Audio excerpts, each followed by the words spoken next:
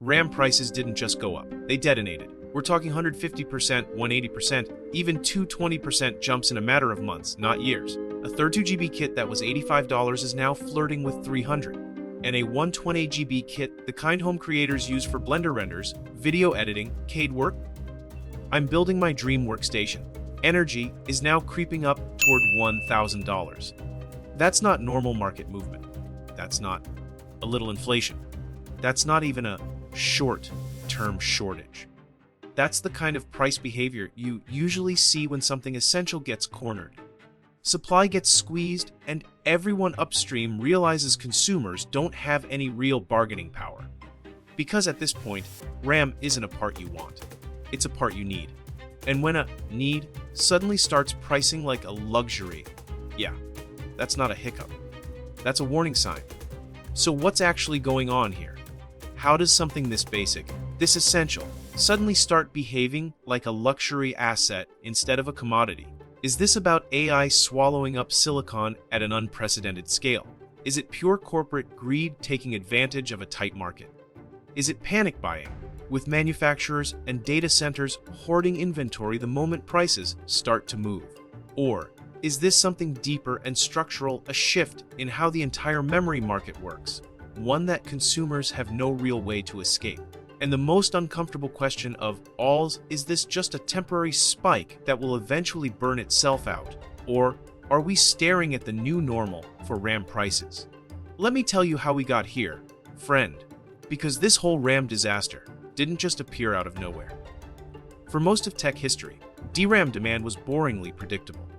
Manufacturers could practically set their watches by it. Then COVID crashed into the world, everyone suddenly needed a work-from-home setup and a massive global PC buying spike.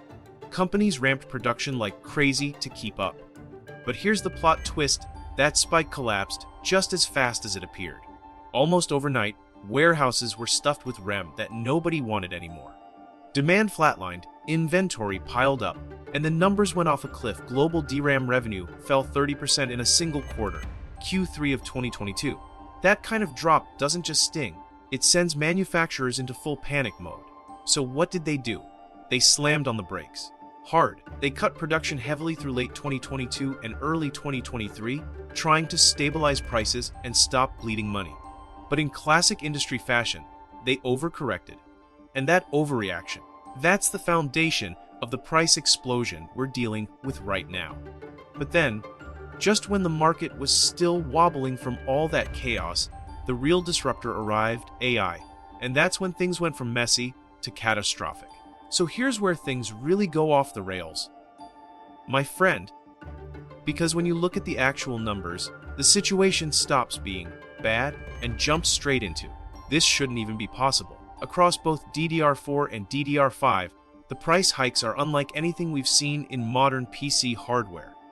DDR5, the stuff most people are buying for new builds, has basically turned into luxury goods overnight. G-Skill kits shooting up by 69%, Kingston Fury Beast jumping 95%, Corsair Vengeance climbing 70%, Team Group doubling with a 169% spike, and a ton of these kits are up $130 or more each, sometimes in just a few weeks. Even the high-end DDR5 7200 kits, which you'd think would be spared because servers don't care about those speeds, have exploded almost 100% too. No safe zones. No loopholes. Everything burns. And if you think DDR5 is bad, DDR4 is like the final boss of price misery. Ripjaw's up at 80%, Fury Beast up in 63%, Corsair climbed under 2%. These are numbers you see in crypto bubbles, not RAM. On top of that, the DDR4 spot price, the real barometer of panic, surged 22% in a single week. And TrendForce says DDR5 spot price jumped 30% in that exact same week. 30%, 1 week. That's not a trend or a cycle. That's a shockwave blasting through the entire memory supply chain. In any normal market, you'd call this a crisis. In the DRAM world, it's Tuesday. Here's the harsh truth. My friend, manufacturers aren't failing us. They're abandoning us. And when you look at the math behind it, you almost can't blame them. Imagine you run a bakery. You can spend all day making basic $2 bread that everyone buys, or you can switch the whole shop over to fancy $50 cakes that people are lining up around the block for. What do you bake? That's exactly what's happening with memory production right now. DDR4 and consumer DDR5 are cheap bread. Steady, boring, low margin. Meanwhile, HBM, the ultra-dense memory used for NVIDIA AI GPUs, AMD Instinct, and huge data center machines, is the $50 cake. It's harder to make, the demand is going through the roof, and the profit margins are so ridiculous that every manufacturer is sprinting toward it. Samsung, SK Hynix, Micron, they're all reallocating wafer capacity to HBM because it brings something like $10 the margin of consumer RAM. Why pump out sticks of DDR4 that earn pennies when AI customers are out here, basically throwing bags of cash at you for HBM? And the fallout is brutal. DDR4 production is being shut down or starved. Consumer DDR5 production is being reduced because it simply isn't profitable enough. Even though entire consumer divisions are disappearing, Micron literally dissolved Crucial, wiped out the brand, and walked away from the consumer market entirely. This isn't a mystery or a conspiracy. It's physics, economics, and good old-fashioned corporate greed all locking arms and walking in the same direction. AI eats more memory than any industry in history, so manufacturers are feeding the beast and leaving the rest of us to fight over scraps. And what's particularly noteworthy is that you've probably heard this term somewhere before. PNICYCLE. Yes, you heard that right. When prices skyrocket out of control. What makes this situation especially dangerous is the panic loop it creates once fear enters the system. After COVID, memory manufacturers slashed production to cope with massive oversupply and collapsing margins, and for a while it actually looked like a smart move. But then AI demand hit faster, harder, and on a scale nobody publicly admitted they were ready for, and suddenly that strategic production cut turned into a supply crisis. Prices began creeping up, and the moment laptop brands, system builders, and data centers noticed, they all reacted exactly the same way. They sprinted to secure inventory before it jumped again. That rush to buy pulled even more supply out of circulation, which pushed prices up further, which then triggered the next round of fear-driven buying. It's the classic final stage of a commodity squeeze, when logic and steady pricing get replaced by hoarding and survival instincts. And once the industry slips into that phase, prices don't glide back down. They shoot past normal levels, overshoot wildly, and leave everyday consumers holding the bill for a mess they had no part in creating. When the three memory giants all chase the same gold rush, the entire consumer market gets squeezed into a bottleneck it cannot fight. Laptop makers, they pay more. Pre-built PC companies, they pay more. DI builders, we get obliterated. And the worst part is this: consumer demand doesn't need to rise for prices to explode. The supply drop alone is enough to detonate the entire pricing structure. This is why your RAM kit suddenly costs as much as a mid-range SSD. It's why budget gaming PC is becoming an oxymoron. It's why even refurbished DDR4 systems are rising in price, because everything upstream is under pressure. And it keeps spiraling. Data centers hoard HBM. HBM production cannibalizes DRAM production. DRAM prices rise, so OEMs stockpile more. Stockpiling causes shortages. Shortages drive retail panic. Retail panic pushes prices even higher. This is the same cycle we saw with GPUs during the crypto boom, except this time, it's not crypto bros mining coins. It's trillion-dollar companies building AI factories that run 24/7, consuming memory like oxygen. And when the giants breathe deeper, everyone else suffocates. By the time the shockwave hits the store shelves, it's already too late. Consumers don't just pay more, they absorb the entire cost of an industry pivoting away from them in real time. This is how the AI economy wrecks the everyday PC builder without ever touching their PC. You know what really makes this whole situation feel shady? The fact that this industry has a long, messy history of getting caught doing the exact thing everyone is now quietly suspecting again. Back in 2006, Samsung and SK Hynix executives were literally indicted for global DRAM price fixing, and then in 2022 another antitrust lawsuit hit the table. These companies have a track record of reducing output whenever they want to, stabilize prices, which is a polite way of saying make everything more expensive for the rest of us. And today, sure, There's no proof yet that anyone's coordinating. But man, the pattern feels familiar, doesn't it? Then we get to Micron, and this is where it gets even harder to ignore the motive. Micron stock is up 190%. At the same time, they're shutting down their 30-year consumer brand, shifting everything to high-margin AI memory, and basically removing the last cheap options from the market. When supply shrinks, prices rise. When prices rise, shareholders celebrate. But you know who doesn't celebrate? You. Because you're the one stuck paying the inflated bill while the industry quietly enjoys its biggest payday in a decade. When you zoom out far enough, it becomes painfully clear that this isn't just a story about Micron being greedy or bailing on consumers. It's the entire semiconductor industry forming a symbiotic relationship with government power, and taxpayers are the ones quietly footing the bill. The Taxpayers Act was pitched as a patriotic mission to bring chip manufacturing back to America, strengthen national security, and make consumer tech more affordable. Billions in grants, billions more in tax breaks, and a red, white, and blue ribbon of bipartisan support. On paper, it sounded like a win for the everyday person. In reality, what happened was far more cynical taxpayer money flowed into the hands of the three dominant memory manufacturers Samsung, SK Hynix, and especially Micron, and instead of using that funding to support domestic consumer hardware, they turned around and funneled nearly all their capacity into AI companies, hyperscalers, and data center giants. The result: the public pays to subsidize production, but the output goes straight to the highest bidders. Consumers subsidize the system twice, once through their taxes, and again when they try to buy a stick of RAM that now costs 200–300% more, because the factory that taxpayers helped fund is too busy cranking out AI-bound HBM to care. This dynamic didn't happen by accident. It's the direct result of a political ecosystem, where semiconductor companies are not just vendors, they're power brokers. Micron spends millions lobbying both sides of the aisle. CEOs fly to DC to shape the future of AI policy, which is code for ensure the government keeps feeding us subsidies while we shift our business away from consumers. Nvidia alone spent nearly $4 million lobbying. Intel lobbied aggressively during the Taxpayers Act negotiations, and Micron poured money into tax credit expansions and manufacturing incentives that directly benefit them. These companies aren't just participants in the system, they are writing the rules. And governments, desperate to posture as leaders in the AI race, let them. Micron is a perfect example of how this relationship plays out.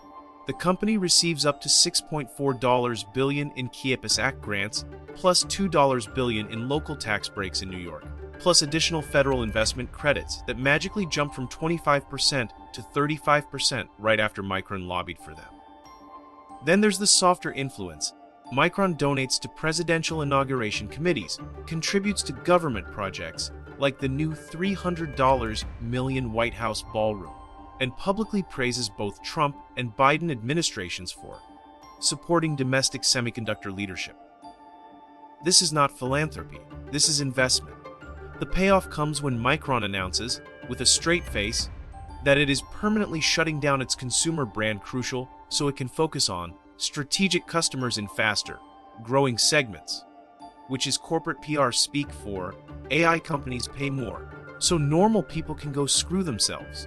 This is the core contradiction of the Taxpayers Act era. The government subsidizes production, but the beneficiaries are enterprise buyers who never had affordability issues in the first place, while the consumers who paid for those subsidies get priced out of their own computing future.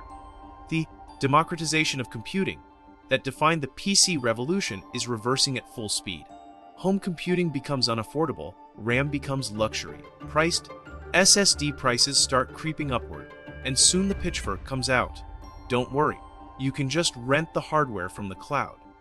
Of course you can, because the cloud bought all the supply you paid to subsidize. This trend stretches far beyond Micron. Nvidia's CEO Jensen Huang walks into the White House like he owns the place. Intel's leadership cozies up to whichever administration they need at the moment. AMD's Lisa Su stands shoulder to shoulder with Gates, Zuckerberg, Sam Altman, and the rest of the techno lobby. The industry has become a revolving door between political influence and corporate incentives, each reinforcing the other.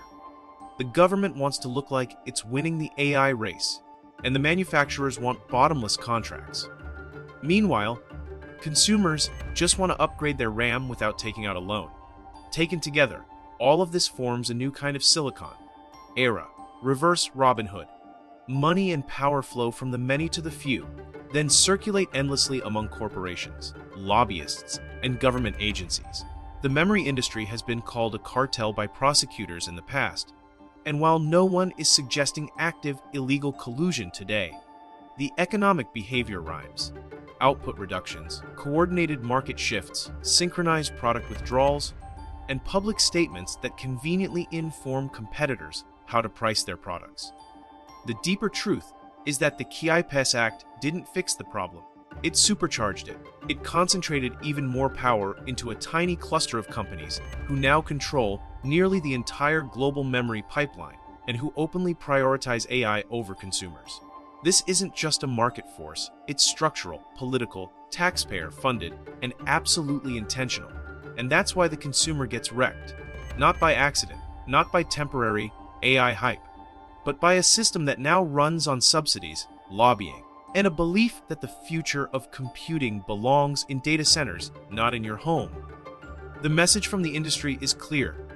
You can rent your computing power from us, but the days of owning it yourself are fading fast. The tragedy is that taxpayers are paying to build the very system that prices them out. And that's the quiet, a structural force sitting underneath this entire shortage, shaping the market in ways nobody wants to talk about. If nothing changes, the future of consumer computing starts to look uncomfortably bleak.